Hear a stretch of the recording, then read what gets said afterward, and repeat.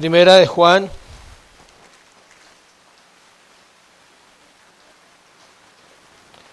capítulo 2, versículos 3 al 6.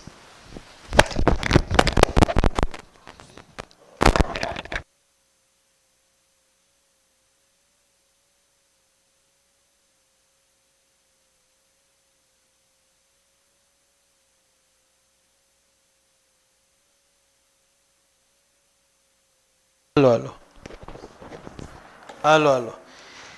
Primera de Juan, capítulo 2, versículos 3 al 6. Vamos a leer la palabra. Dice: en esto sabemos que nosotros le conocemos y guardamos sus mandamientos. El que dice yo le conozco y no guarda sus mandamientos, el tal es mentiroso y la verdad no está en él. Pero el que guarda su palabra, en este verdaderamente el amor de Dios se ha perfeccionado. Por eso sabemos que estamos en él. El que dice que permanece en él debe andar como él anduvo. Padre, gracias por tu palabra esta mañana. Como iglesia nos sujetamos a ella, Señor, a la única verdad de este mundo, a la única verdad que libera, la única verdad que transforma, la única verdad que vale la pena vivir, Señor. Gracias. Obra en tu iglesia, Señor. Usa mi vida que no es suficiente, Señor, para que tú obres lo suficiente en el corazón de la iglesia. Gracias por este gran privilegio de predicar. Ayúdanos a disponer nuestro corazón a escuchar tu voz esta mañana. Santifícanos en Cristo Jesús. Amén y amén. ¿Cuánto conocemos a Dios? Es una pregunta para empezar y debe quedar dando vueltas en nuestra mente, en nuestro corazón. ¿Cuánto conocemos a Dios realmente? Creo que es la pregunta más importante de la vida de un ser humano y más que todo de un creyente, si realmente conoce a Dios. Una cosa es conocerlo y otra es decir cuánto le conocemos. No es un conocimiento como cualquier otro conocimiento, porque ese conocimiento se prueba a través de la práctica, a través de la vida del creyente día a día. Por otro lado, sabemos que Dios nos conoce totalmente y eso nos ayuda a confiar en Él. Tal vez no le conocemos totalmente, nunca le conoceremos totalmente, pero tenemos la certeza que Él sí nos conoce a nosotros totalmente. Aún los cabellos de nuestra cabeza están contados. Y si se cae un cabello, Él no pierde la cuenta y Él sabe cuántos nacen en un día y cuántos se caen y cuántos permanecen y cuántos no permanecen. Mas nosotros no tenemos ese conocimiento de Dios. Nuestro conocimiento es finito y lo que conocemos de Dios es lo que Dios ha revelado a los hombres. La Escritura nos da aquello que necesitamos en nuestro caminar con Dios. Sabemos por ellas que podemos conocer a Dios, pero partimos del punto que es Dios quien se revela al hombre, es Dios quien viene al encuentro del hombre. Dios se revela a aquellos por los cuales Él murió para salvación, dice en el versículo 2, que hablamos hace 8 días, Él es la propiciación por nuestros pecados, no solamente por los nuestros, sino también por los de todo el mundo. Todos los que fueron elegidos antes de la fundación del mundo le conocerán. Eso quiere decir que no hay un solo creyente verdadero que no le conozca, porque entonces Dios haría acepción de personas, lo cual es imposible. Todo aquel que se autodenomina creyente o que hace parte de una congregación debe conocerle. No hay acepción de personas, es decir, no hay un creyente que sea verdadero creyente que pueda pensar que no conoce a Dios. Todos le conocemos, obvio de una manera diferente, de una manera gradual, de una manera de acuerdo al llamado que Dios tiene para cada alma y para cada vida, pero en todos debe haber un conocimiento por lo menos básico de quién es el Señor. Dios se revela a aquellos que el apóstol Juan está nombrando ahí, a los del mundo que fueron escogidos para Él. Ellos fueron escogidos antes de la fundación del mundo. Acompáñenme a primera de Juan 5:13, hay unas hojitas y le damos un versículo que dice: estas cosas he escrito a vosotros que creéis en el nombre del Hijo de Dios, para que sepáis que tenéis vida eterna y para que creáis en el nombre del Hijo de Dios. Es decir, estas cosas que están escritas fueron escritas para que nosotros ¿qué? Creamos que tenemos vida eterna, y esa vida eterna es en Jesucristo. El creyente, aunque es salvo una vez y para siempre, tiene la responsabilidad de examinarse diariamente para saber si está andando conforme a la fe, conforme a la palabra de Dios. Segunda de Corintios 13:5, el apóstol Pablo dice: examinaos si estáis en la fe, dice. Y si no estamos en la fe, entonces estamos ¿qué? Reprobados. No somos hijos de Dios. El saber que conocemos a Dios y que vamos creciendo en ese conocimiento hace que queramos más de Él, menos de nosotros, y hace que deseemos una vida santa y agradable.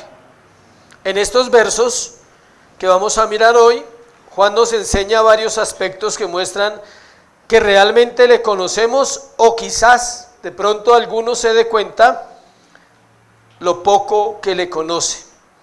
Pero hay esperanza para juntos. Para aquel que se da cuenta hoy a través del sermón, dice: por gracia y por misericordia le conozco un poco. Y si alguien se da cuenta y dice: definitivamente no le conozco, hoy puedes venir a Cristo. Hoy puedes rendir tu vida al Señor y decirle: aquí estoy porque quiero conocerte. Mi vida de oración en estos años ha cambiado mucho. Cada año cambia, cada momento cambia. A veces solo me enfoco en esa frase: solo quiero conocerte, solo quiero saber de ti y solo quiero conocerte para poder servirte. Cuando tú dices que solo quieres conocer a Dios, no es para tener la mejor vida ahora, y no es para que Él te arregle todos los problemas que tú puedas tener en tu casa, inclusive en tu corazón. Si tú le dices al Señor que quieres conocerle, algo seguro es que Él se va a revelar a tu corazón. Pero Él va a examinar ese corazón, Él va a mirar las motivaciones, Él va a mirar por qué quieres conocerle. ¿Cuál es el fin de lo que tú dices, quiero conocerle? Para que los demás te admiren, te respeten, para tener argumentos válidos hacia las personas y poderlos juzgar porque ahora conozco la verdad, o solo para la gloria del Señor, para que Él sea glorificado. Vamos a mirar tres cosas, tres asuntos hoy aquí en este tema. El primero: conocer a Dios es guardar su palabra. Conocer a Dios es guardar su palabra. Versículo 3. En esto sabemos que nosotros le conocemos y guardamos ¿qué? Sus mandamientos. El apóstol comienza con la frase: en esto sabemos. Dice que las personas saben si conocen o no conocen al Señor. No tienen necesidad que alguien les diga. Cuando tú conoces al Señor, no tienes necesidad que otra persona venga y te haga saber que tú le conoces, porque tienes una relación personal, íntima con el Dios, y el Espíritu Santo revela todo lo que necesitamos de Cristo y del Padre. Una buena noticia es que no es imposible, al contrario, es posible, es un mandato, es una parte de la obra de Dios en el corazón del hombre. Nos habla de guardar los mandamientos, y vamos a mirar un poco más sobre los mandamientos para poder comprender a qué se refiere Juan allí. A veces nos quedamos con lo que escuchamos. Y si los 10 mandamientos son los que usted ha escuchado desde hace mucho tiempo, tal vez usted no sabe cuáles son los 10 mandamientos. Normalmente uno le pregunta a las personas: ¿tú sabes el primer mandamiento? Y dice: sí, amar a Dios sobre todas las cosas, así rápido. Pero ese no es el primer mandamiento. El primer mandamiento es: no tendrás dioses ajenos. Éxodo 21. A partir de ahí todo Israel sufre hasta la cautividad, hasta Malaquías. ¿Por qué? Porque tenía dioses ajenos. ¿Qué hizo Dios en el Antiguo Testamento? Purificar a Israel, quitándole la idolatría y llevándolos a tener un solo Dios, a Jehová. Y a Él temeréis y a Él serviréis, dice la palabra. Vamos a estudiar un poquito, a mirar qué es un mandamiento específicamente. Se está refiriendo en este caso a los mandamientos principales. Pero ahora vamos a ver que en el Antiguo Testamento estaban esos 10 mandamientos, pero en el Nuevo Testamento tenemos 2 mandamientos, ¿sí? Se resume. Dios es tan bonito, tan hermoso, que dice, ellos no entienden 10, resumámosles en 2. Amar a Dios sobre ¿qué? Amar a Dios con toda tu mente, con todo tu corazón, con toda tu alma, y al prójimo como a ti mismo. Entonces, no vamos a explicar 10 mandamientos, nos vamos a centrar en los 2, pero necesitamos saber que esos 2 mandamientos hacen referencia a las tablas de la ley. 4 mandamientos tenían que ver ¿con quién? Con Dios, y 6 con los hombres. La primera tabla era para Dios y la segunda tabla era para los hombres. La única escritura de toda la Biblia que escribió Dios con su propio dedo fueron los 10 mandamientos. Se conocen como la ley moral y está escrita en el corazón de los hombres. Alguien decía que Dios la escribió de la misma manera, con su dedo poderoso en la tabla del corazón del hombre. Se ha visto que en el Antiguo Testamento dice, la palabra está escrita con cincel en la tabla, y pone el corazón como una ¿qué? Una tabla. Dios escribe en el corazón la ley moral y el hombre no tiene excusa. El término que se usa allí es mitzvah, con T y S, mitzvah, y es el término hebreo que aparece en el Antiguo Testamento para mandamientos. Significa sencillamente estatuto, ley, mandamiento, mandar, mandato, orden, palabra, precepto, y de eso trata la Escritura. Todo el tiempo es estatuto, mandamiento, hay mandatos, hay órdenes, hay palabras, hay preceptos. Si lo duda, lea el Salmo 119 y se familiariza con esos términos. En Éxodo 34:28, miremoslo en Éxodo 34:28, vamos allí. A Éxodo 34:28, dice claramente lo que pasó allí. Dice las primeras, Éxodo 34:28.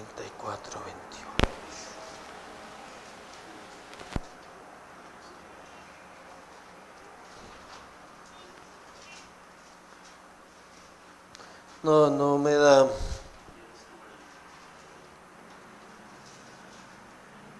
Sí, perdón, 28. Sí, está bien, es que estaba mirando mal acá. Éxodo 34:28. Él estuvo allí con Jehová, ¿quién? Moisés. 40 días y 40 noches. Pensé que habían sido 5 minutos. No, 40 días y 40 noches. No comió pan ni bebió agua como nosotros. Y escribió en tablas las palabras del pacto, los 10 mandamientos. Dios escribió en tablas, y es las únicas palabras que no escribió Moisés en sus libros son los mandamientos, porque Dios fue quien los escribió. Obvio que Él los transcribió, no es que Dios se apareció y le ayudara a escribir el libro, no. Pero estoy explicando que son las palabras que no vinieron por inspiración divina, sino salieron directamente de Dios para los hombres. Cuando eso también está en Deuteronomio 4:13, miremoslo, para confirmar más lo mismo que Moisés está diciendo en Éxodo. En Deuteronomio 4:13 vuelve y le recuerda al pueblo de Dios y les dice, es el mismo suceso pero se lo está recordando. Les dice, Él os anunció su pacto, si ven, les está recordando, el cual os mandó poner por obra los 10 mandamientos y los que escribió en 2 tablas de piedra. Cuando hace referencia a las tablas de la ley, el significado es más extenso. O sea, ¿me explico? Cuando hablé de mandamientos en general, habla de mitzvah, y cuando habla de mandamientos específicamente en estos 2 pasajes, habla de dabar, con tilde en la A, que significa hablar, someter, aconsejar, decretar y ordenar. Es diferente cuando la Biblia se refiere a los 10 mandamientos a cuando acá está hablando que Dios los escribió. Entonces podemos decir que los mandamientos son las palabras que Dios habló para encerrar todo en ellos. En los 10 mandamientos está encerrado ¿qué? Todo. Acá vimos una materia, o en el discipulado creo que vimos el Sermón del Monte. Y en ética cristiana también hablamos de qué significa no matar. No matar es comerse todos los gordos de la comida que usted se come. Ahí está el mandamiento séptimo. No matarás, para que alguien diga, Dios me está hablando. No matarás. No matarás es sabiendo usted que tiene problemas de salud, no cuidarse. Eso extiende el mandamiento séptimo. No codiciarás es amplio. Ni el buey, ni el asno, ni la bestia, ni la mujer, nada, no puede codiciar nada. Cada mandamiento se abre de una manera impresionante a las diferentes facetas de la vida de nosotros y nos encierra todo. Al examinarlo nos damos cuenta que en las tablas está todo lo que compete a Dios y a los hombres.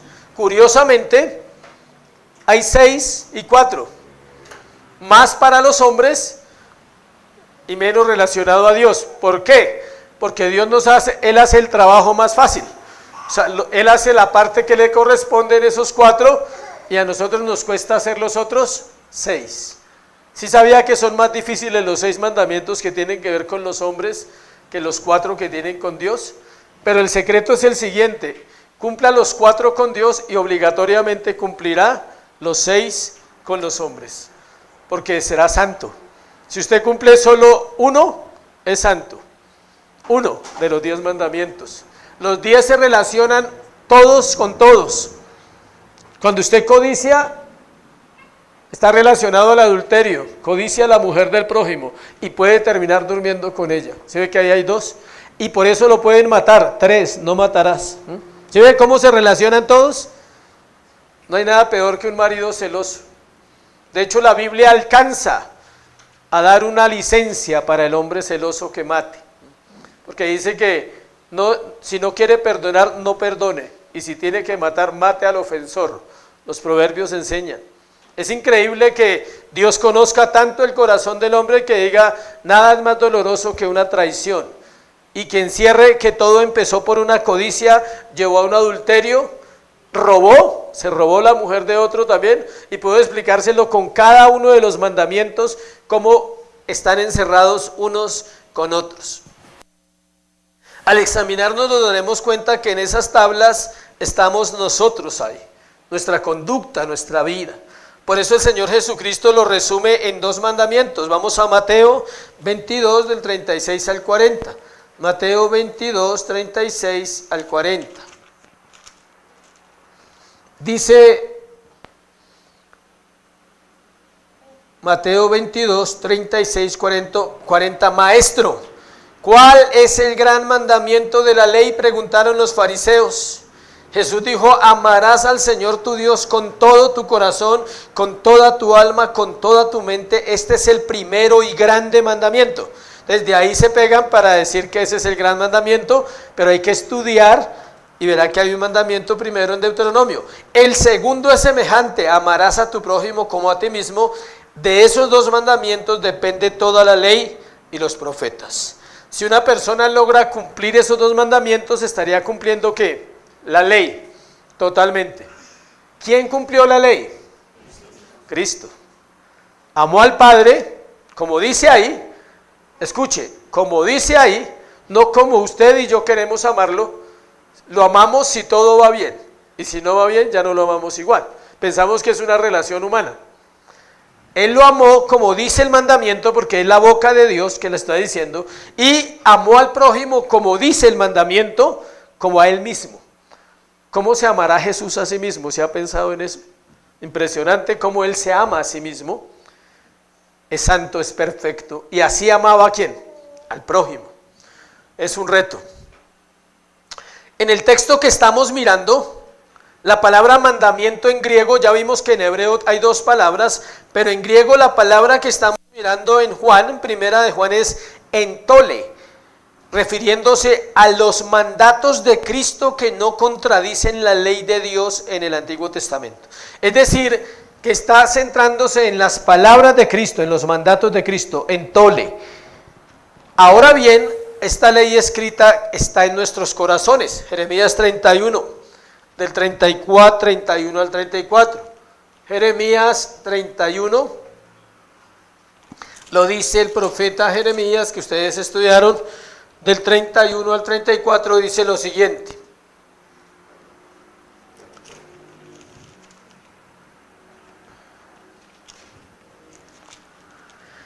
(31, 34) dice, de tal manera, perdón, no, aquí no es, ya acá está, 31, 34, he aquí vienen días, dice Jehová, vienen días, estamos en siglo VI, vienen días, hasta que llegara Cristo, en los cuales haré nuevo pacto con la casa de Israel y con la casa de Judá, no como el pacto que hice con sus padres el día que tomé su mano para sacarlos de la tierra de Egipto, porque ellos invalidaron mi pacto, aunque fui yo un marido para ellos, dice Jehová.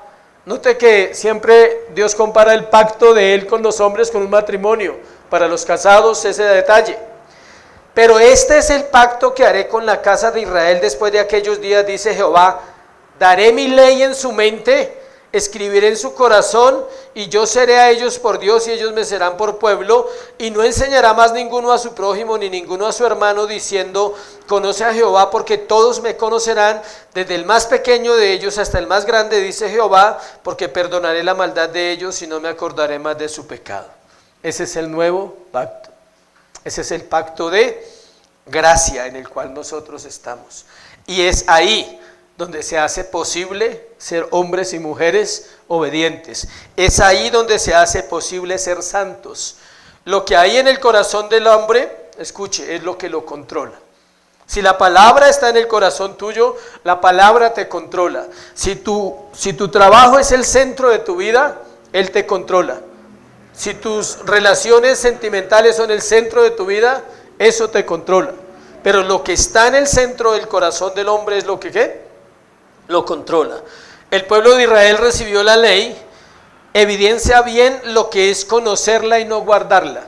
Nadie como ellos nos da ejemplo malo de lo que es conocer la ley y no guardarla. Éxodo 32:9, miremos Éxodo 32:9. Imagínense que estamos en Éxodo 32 y acaban de recibir la ley. No se demoraron mucho en romperla. 32:9 dice, dijo más Jehová a Moisés, yo he visto este pueblo que por cierto es pueblo de dura cerviz. En Éxodo 20 recibieron la ley, 12 capítulos después, unos mesecitos, rompen la ley. Son duros de cerviz. Está hablando sobre el becerro de oro. Lo primero que hizo Israel fue levantar ¿qué? Dioses falsos, ídolos. El profeta Isaías es más claro todavía, Isaías 29:13. Él es más contundente en el versículo que vamos a leer. Él dice lo siguiente. Dice pues el Señor, no es el profeta, dice el Señor, porque este pueblo se acerca a mí con su boca y con sus labios me honra, pero su corazón está lejos de mí y su temor de mí no es más que un mandamiento de hombres que les ha sido enseñados. Si tú no, volvamos a primera de Juan, en esto sabemos que nosotros le conocemos si guardamos sus mandamientos. Si no guardas sus mandamientos, terminas siguiendo al hombre. Si no guardas su palabra, no puedes decir que le conoces. Si le honras de labios, pero tu corazón no es claro con Dios, estamos cayendo en lo que cayó el pueblo de Israel, en la desobediencia y en la rebeldía. La diferencia es que nosotros, los que estamos en el nuevo pacto, Dios nos ha dado el Espíritu Santo para que podamos obedecer su palabra y así conocerla cada día más. Dios acepta nuestra obediencia imperfecta. Aunque es imperfecta, Él la acepta, para que no tengamos excusa. Es que es muy difícil. No es difícil, porque Dios conoce dónde va cada uno de nosotros y Él sabe por qué nos falta lo que nos falta. Él acepta nuestra obediencia imperfecta por su gracia, pero no quiere decir que debemos quedarnos como estamos. Pablo llamó a los no regenerados hijos de desobediencia en Efesios 2:2, mientras que Pedro llamó a los regenerados hijos obedientes en primera de Pedro 1:14. En primera de Pedro 1:14 llamó a los hijos obedientes Pedro los llama regenerados y Pablo llama a los desobedientes no regenerados. Es decir, para poder guardar los mandamientos del Señor, tiene que haber la vida nueva de Cristo en mí. Piensa en esta pregunta antes de pasar al segundo punto para que vayamos entrando un poquito en el final, en lo que quiere dar este tema. ¿Cómo está tu vida hoy? Como mujer y como hombre, ¿cómo está tu vida como joven? Y hay un termómetro y es tu alegría y tu gozo, ¿cómo están hoy? ¿O estás viviendo en tu casa cosas que ya se volvieron costumbre? El desamor se vuelve costumbre, la soledad se vuelve costumbre, la tristeza se vuelve costumbre, la religiosidad se vuelve costumbre, la insatisfacción, la frustración, tal vez cansados de orar y no hay resultados. Evalúa un poco eso para entender que en Cristo todo es posible. Y en esto sabemos que nosotros le conocemos y guardamos sus mandamientos. No está sujeto a las circunstancias, no está sujeto a un marido difícil, a una esposa difícil, no está sujeto a una familia inconversa, no está sujeto a una economía mala en la nación, no está sujeto a nada, está sujeto solo a una cosa, a la gracia que te llamó, al llamado que Dios te ha dado desde que estás en Cristo. Segundo, aplicación de lo que recibimos, versículo 4 y versículo 5. El que dice, yo le conozco, y no guarda sus mandamientos, el tal es mentiroso y la verdad no está en él. Pero el que guarda su palabra, en este verdaderamente el amor de Dios se ha perfeccionado, por esto sabemos que estamos en él. Para los que hicieron su estudio de los temas van como las canciones, así, subiendo en confrontación, subiendo en gracia, subiendo en misericordia, para llegar al final a un corazón quebrantado. Juan vuelve a su manera única de no aceptar nada a medias, o somos o no somos. Sale a la luz porque le decían el hijo del trueno. Sale a la luz su carácter. Él parecía noble, joven, tierno y amoroso porque era el discípulo del amor, pero en realidad era un hombre de mucho carácter que nunca negoció nada y por eso se llama con su hermano el hijo del trueno o los hijos del trueno.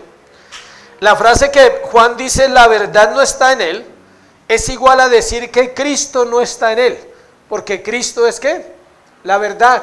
Si la verdad no está en tu corazón, Cristo no está en tu corazón. Estamos en tiempos donde,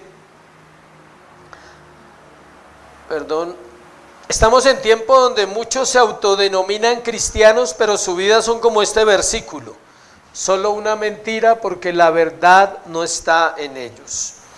No estamos refiriéndonos a personas del mundo, sino a aquellos que resisten la verdad, que no hacen nada para obedecer.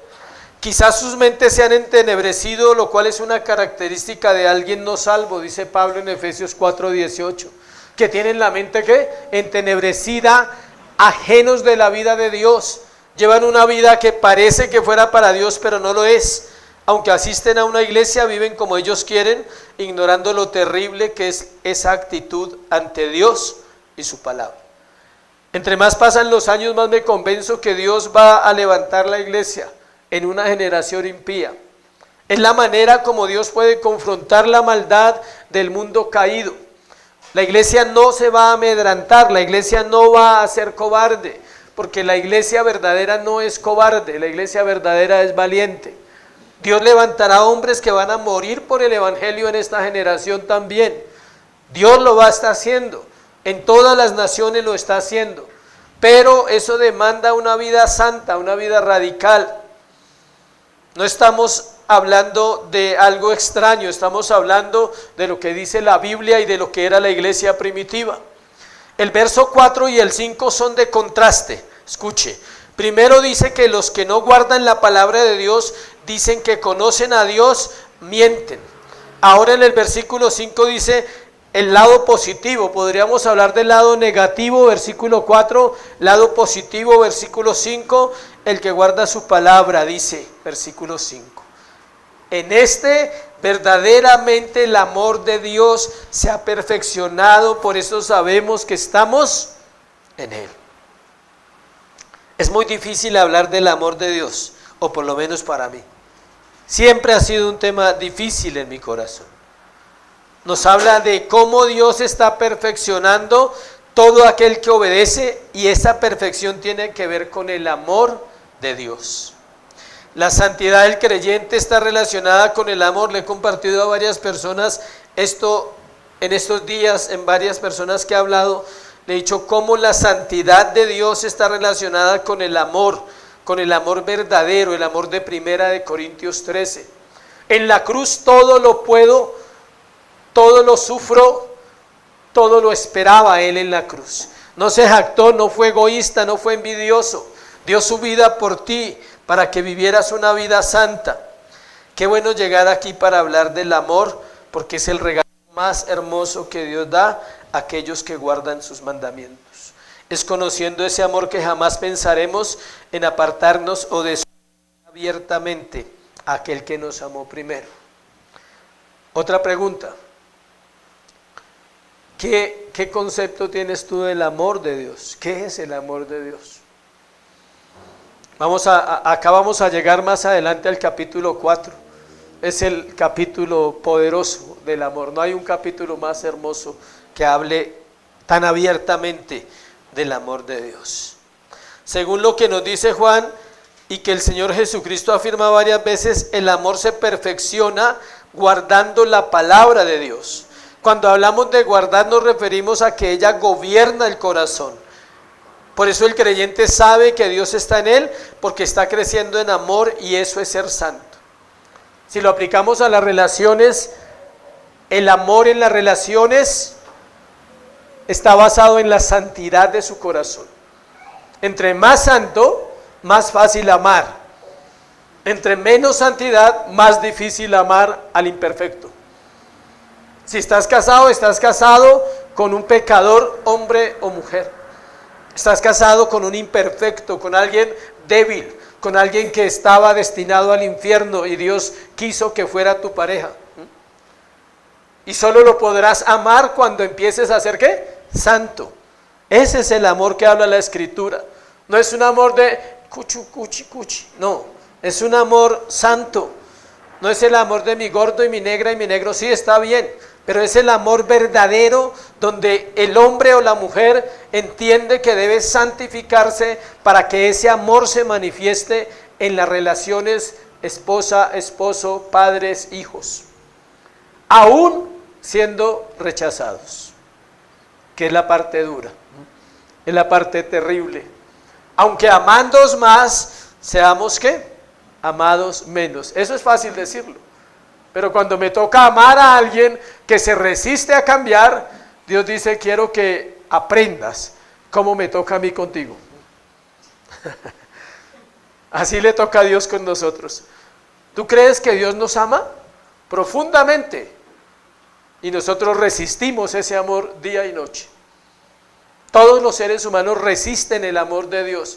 Si no lo resistiéramos, no necesitaríamos la iglesia ni la Biblia, porque seríamos una sedita. Caminaríamos como Él dice, santos. Pero como no tenía ese plan, aquí podríamos quedarnos hablando de esto, un solo tema de ese versículo, porque entran todas las relaciones: matrimonio, maternidad, paternidad, hijos, negocios. ¿Cómo está el amor de Dios en tu vida diaria, en tu vida constante? Juan amplía este tema del proceso de perfección que vive el creyente en el capítulo 4. Miremos capítulo 4, versículo 15. Donde en 15 versículos, capítulo 4, vamos allá, desde el 7 al 21, Pablo da un tratado sobre el amor de Dios. Pero él dice, ¿quién es el amor? ¿Quién es el amor? Dios. O sea que no proviene de mi corazón. El amor perfecto y verdadero nunca provendrá de los hombres. ¿Proviene del corazón de quién? De Dios. Mire estos versículos, capítulo 4, versículo 12. Nadie ha visto jamás a Dios. Si nos amamos a unos a otros, Dios permanece en nosotros y su amor se ha perfeccionado en nosotros. Escuche, cuando Juan dice, nadie ha visto jamás a Dios, pero él agrega otra frase y dice, si nos amamos unos a otros, él está diciendo que hay una manera de percibir a Dios en esta tierra y es en el prójimo, en el semejante. Fuimos creados a imagen y semejanza de Dios. Yo tengo la semejanza de Dios y tú tienes la semejanza de Dios. Entonces lo que yo debería ver en mi hermano, en mi familiar, en mi ser amado, es la semejanza de Dios, no al pecador. Porque aprendería a verlo como Dios lo ve. Pero llegar ahí demanda lo que vimos primero, permanecer en la palabra, guardarla, atesorarla. Que cuando vas a hablar de una persona se te pueda enredar quizás un versículo para describir a esa persona, porque dice es una mujer sabia y no es una mujer rencillosa. No está criticando, no está juzgando, no está prejuzgando a las personas, sino alcanza a percibir algo de Dios en las personas. Eso es amar al prójimo, aún al que no conoce del Señor. Versículo 17 de capítulo 4, vuelve y juega. Miren lo que dice. Hay una frase común en los 3 versículos, ustedes tienen que aprender a ver eso.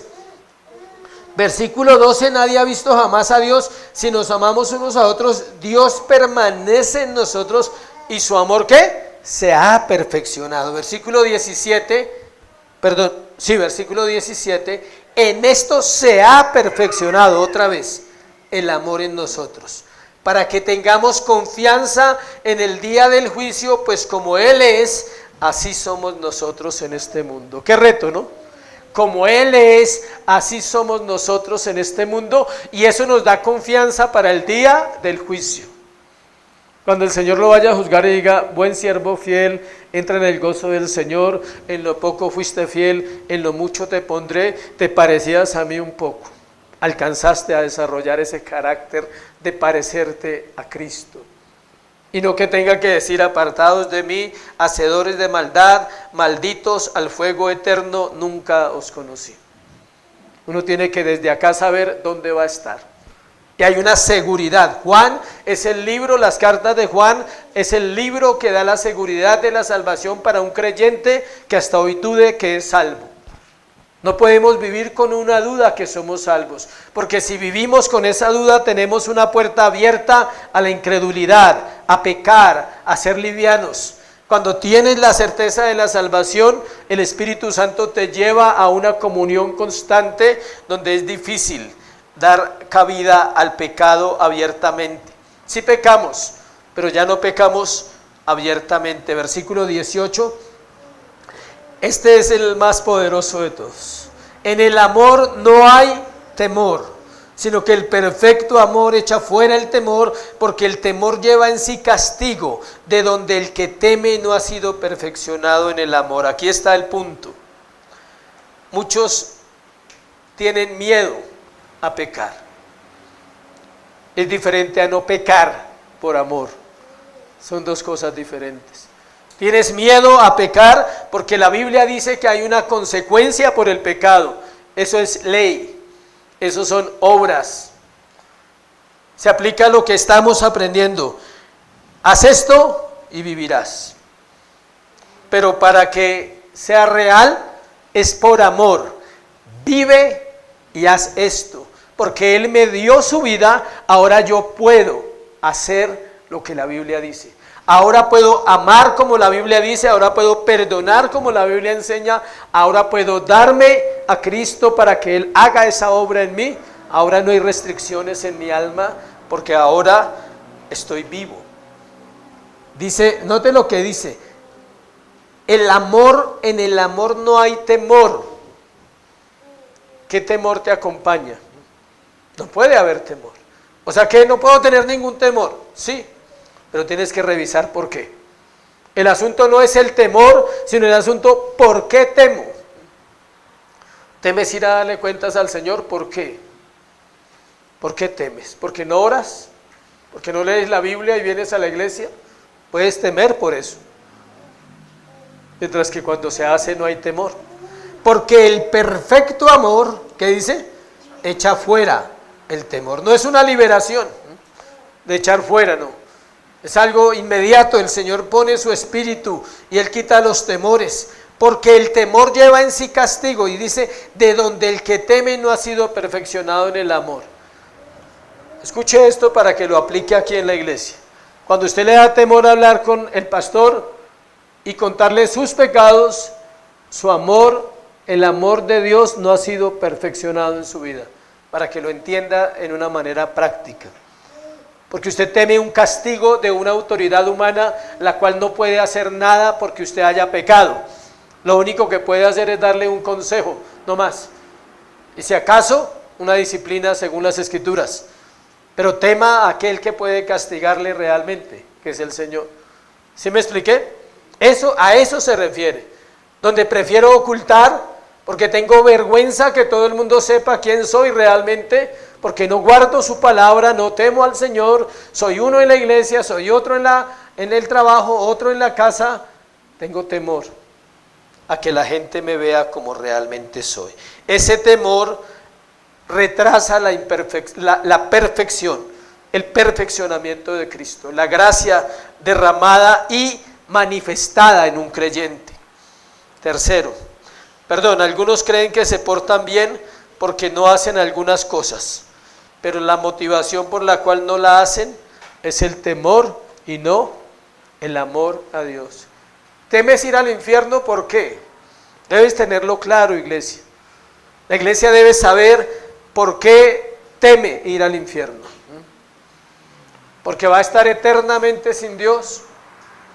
Por el castigo que inventan, que dicen que va a pasar. Solo debe haber un motivo. Porque amas a Dios. Dice, no me gustaría estar separado de Él ni un instante. No concibo la vida separado de Él. Tercero, permanencia en Él, versículo 6. Primera de Juan, capítulo 2.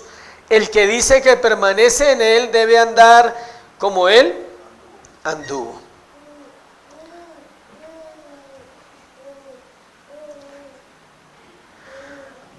Aquí es donde está la lucha de una gran mayoría de personas. Esta es la lucha más fuerte de la mayoría de las personas. Porque es ahí donde cuesta la relación con Dios. Y escuche esto. La relación con Dios es el modelo para todas las relaciones en la tierra. Imagínate un matrimonio o una relación con los hijos donde no se habla, donde no hay confianza, donde no hay tiempo para tener intimidad. Debe ser difícil y el resultado será un fracaso. Les repito, imagínate una familia o una relación con una pareja, esposos o hijos, donde no se habla, donde no hay confianza, donde no hay tiempo para tener intimidad. Debe ser difícil y el resultado será el fracaso. El modelo, el que dice que permanece en Él, debe andar como Él anduvo. Permanece. No solo cree, no solo profesa, permanece 24/7 conectado con su Señor. En el Espíritu. Por fuera es una persona común y corriente. Un obrero, un empleado, un trabajador, un arquitecto, un abogado. Es un disfraz para vivir en esta tierra. Pero por dentro es ¿qué? Un hijo de Dios. El hombre exterior se va desgastando, el interior se renueva cada mañana, cada día voy a su presencia y le digo, no puedo vivir si tú no estás. Igual es con el Señor. De hecho es la prioridad principal de todo hijo de Dios. Si tú concibes la vida de otra manera, el amor de Dios no se ha perfeccionado en ti. Porque es el amor de Dios el que me lleva a permanecer así, constante, a tomar en serio la vida piadosa. El mismo apóstol nos da una analogía en Juan capítulo 15. Vamos a mirar Juan capítulo 15 en su evangelio, usando el ejemplo de la vid y de los pámpanos. No David, sino la vid y los pámpanos. Hay gente que escucha mal y anota David. No, la vid y los pámpanos. Juan nos muestra los dos lados, el positivo y el negativo.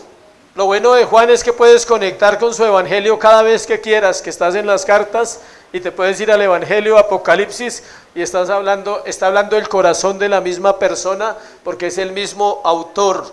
Entonces Juan nos conecta con lado positivo, lado negativo en cuanto a la permanencia en Cristo.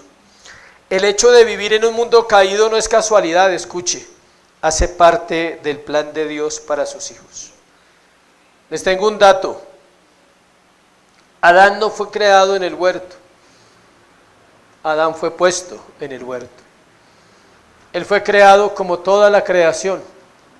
No podemos saber exactamente cómo sucedió, pero la Biblia afirma, dice que tomó al hombre y lo puso ¿dónde? En el huerto. Él no fue creado en el huerto, y tú no fuiste creado en la iglesia, ni fuiste creado en una vida santa. Fuimos creados en pecado.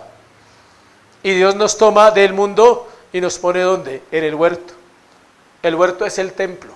El Edén es el templo. Tiene las características de un templo: piedras preciosas, riquezas, oro. Los templos de Israel eran así. Dios nos toma del mundo, nos pone en su huerto, nos pone en su Edén, para que nosotros vivamos en santidad. El apóstol lo enseña muy bien en este pasaje de la vid. Hace parte del plan de Dios que vivamos en el mundo y seamos rescatados del mundo para que seamos dependientes de Él y para que hayan testimonios reales de la vida de Dios en seres humanos comunes y corrientes. Imagínese donde usted naciera santo desde chiquitico y creciera toda la vida sin pecado concebido. Sería difícil. ¿Para qué una iglesia? ¿Para qué un sistema de enseñanza? ¿Para qué una doctrina? No la necesita. Dios y todo lo creó perfecto. Dejó que viviéramos el mundo, que viniéramos de la impiedad, de lo vil, nos saca para darnos ¿qué? Vida, y una vida santa. Miremos Juan 15, solo miremos versículos 10 y 11. Si guardareis mis mandamientos, permaneceréis en mi amor. Si guardareis mis mandamientos, permaneceréis en mi amor, así como yo he guardado los mandamientos de mi Padre y permanezco en su amor. Lo mismo de Juan, de primera de Juan. Estas cosas os he hablado para que mi gozo esté en vosotros y vuestro gozo sea cumplido. Las mismas palabras de la carta. Pero mire lo que dice Juan 15:1. Yo soy la vid verdadera, mi Padre es el labrador. Todo pámpano que en mí no lleva fruto, ¿qué dice? Lo quitará, y todo aquel que lleva fruto lo limpiará para que lleve más fruto. Ya vosotros estáis limpios por la palabra que os he hablado. Permaneced en mí, yo en vosotros. Como el pámpano no puede llevar fruto por sí mismo si no permanece en la vid, así tampoco vosotros si no permanecéis en mí. Si no hay permanencia en Cristo, no hay fruto. No hay fruto de labios, no hay fruto de arrepentimiento, no hay fruto de gracia, no hay fruto de misericordia. Todo lo que un hombre o una mujer evidencia de la salvación es muestra que tiene una vida de comunión. Y lo que no evidencia y lo que es su problema o su lucha, evidencia la falta de Dios y esa búsqueda que debe ser voluntaria. Los creyentes obtienen vida espiritual del Señor Jesucristo, así como las ramas lo sacan de una vid. Permanecer en Cristo es mantenerse en Él. No se trata de una unión temporal o de una relación superficial, se trata de una relación permanente y profunda. Él nos dio ejemplo, lo acabamos de leer, lo que Él dice ahí. Son muchos los versículos que hablan de lo que Dios dice acerca de su relación con el Padre. Mire, por ejemplo, Juan 6:38, porque he descendido del cielo no para hacer mi voluntad, sino la voluntad del que me envió. Usted no puede decir eso y yo tampoco. Usted tendría que decir, fui rescatado del infierno para hacer la voluntad de Dios, que es diferente. Él podría decir, vengo del cielo, soy hijo original. Nosotros no venimos de allá. En realidad venimos del mundo, porque el que me envió conmigo está, no me ha dejado solo el Padre, porque yo hago siempre lo que le agrada. Juan 8:29. Por eso me ama el Padre, porque yo pongo mi vida para volverla a tomar. Nadie me la quita, sino que yo de mí mismo la pongo. Tengo poder para ponerla, tengo poder para volverla a tomar. Este mandamiento recibí de mi Padre. Juan 10, 17, 18. La excusa de muchos creyentes es que Jesús es el unigénito de Dios, lo cual es solo una excusa para justificar su desobediencia y su falta de entrega al Señor. Nosotros podemos ser santos. Es el llamado de Dios a través de las cartas del apóstol Juan a una iglesia que estaba cayendo en un conocimiento falso, en una doctrina errada. La doctrina errada y la doctrina falsa tuercen el corazón del hombre.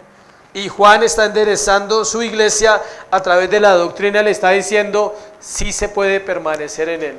Está hablando de un hombre que había permanecido un promedio de 60 años con el Señor, con un ministerio fructífero. La Escritura enseña una doctrina que es necesario profundizar en algún momento, y es la perseverancia de los santos. Solo la hemos visto por encima en una materia. Es una doctrina básica para el creyente. No podemos decir que somos creyentes cuando no perseveramos en obedecer. Si no lo comprendemos o no sabemos o pensamos que está siendo muy difícil esa perseverancia, el Señor ha dado a la iglesia medios de gracia para que los usemos. Si no es necesario perseverar, entonces no estamos conociendo al Dios de las Escrituras.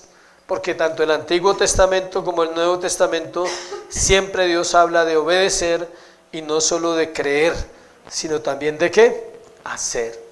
Hoy es un llamado a examinar nuestro corazón, a pedirle a Dios que nos ayude no solo a creer, sino a ser verdaderos creyentes, a examinar en el corazón y decirle, ¿qué falta? Quiero leerle algo que escribí esta mañana orando. Dice, oh profundo amor, oh profunda gloria, cuán insondables son tus caminos, cuán hermosos son. Mas gracias por darte a conocer, gracias por dar tu vida por el vil pecador, o sea yo, por amarnos antes de nacer y manifestar tu gloria en la salvación. Siempre deudores seremos de la gracia, porque solo recibimos lo que no merecemos, ni pagaremos jamás porque el pago ya se realizó en tu obra perfecta en la cruz del Calvario. Amén. Él ya pagó. Es negligencia. Es duro. Para mí es duro cuando me doy cuenta que no he valorado la gracia, que puedo hacer más por una generación que está muriendo, por una generación que se está perdiendo en el pecado, en la impureza, en la droga, en el alcohol. Todas las mañanas cuando oro, tengo una costumbre, Janet lo sabe, es mirar por la ventana en las calles. Oro siempre en la madrugada, entonces miro los jóvenes y miro los muchachos cómo consumen drogas, cómo pasan perdidos, y es difícil saber que uno viene de esa vida y estar en un cuarto y poder orar. Creo que es suficiente para uno poder obedecer al Señor, para uno querer obedecerle. Todos los días lo vivo en mi corazón. En las madrugadas puedo ver como esa vida que tengo ahora. Una vida buena, agradable, y deseando poder servirle al Señor, deseando poder hacer las cosas de la manera correcta, y pidiéndole a Dios que me dé vida solo con un propósito, y es poder servirle, poder que la iglesia pueda encontrar lo que la iglesia necesita en un llamado, en un hombre llamado. La verdad, los hombres llamados verdaderamente por Dios no son comunes. Es una responsabilidad muy alta, demanda estar todo el tiempo en comunión. El pecado te asedia, las luchas son fuertes, bastantes. El diablo te puede atacar en sueños, en pensamientos,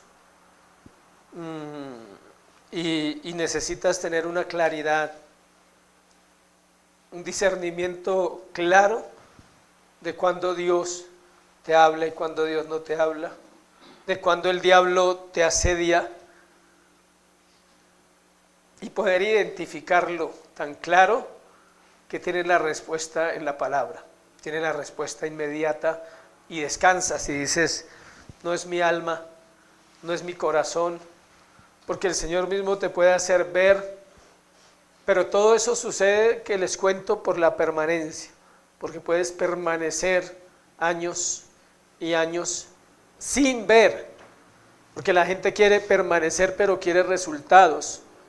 Es muy diferente permanecer creyendo solo basado en la soberanía de Dios, y eso hace que la iglesia madure, eso hace que la iglesia vaya encontrando su norte y su rumbo. Amén. Vamos a orar y vamos a darle gracias al Señor. Luego oramos por la ofrenda. Creo que no dije las aplicaciones, ¿cierto? Entonces va a decirle las aplicaciones. Decir que amamos a Dios es obedecerle. La santidad se relaciona con el amor verdadero a Dios, y la doctrina de la perseverancia de los santos es absolutamente bíblica. Si no perseveras, examina tu salvación. Examina si estás en Cristo. Si estás en Cristo, perseveras en lo que identificas. Tan pronto identificas algo que estás haciendo mal, perseveras, dice, no, voy a arreglarlo ya, voy a trabajar esto, voy a hacer esto. Amén.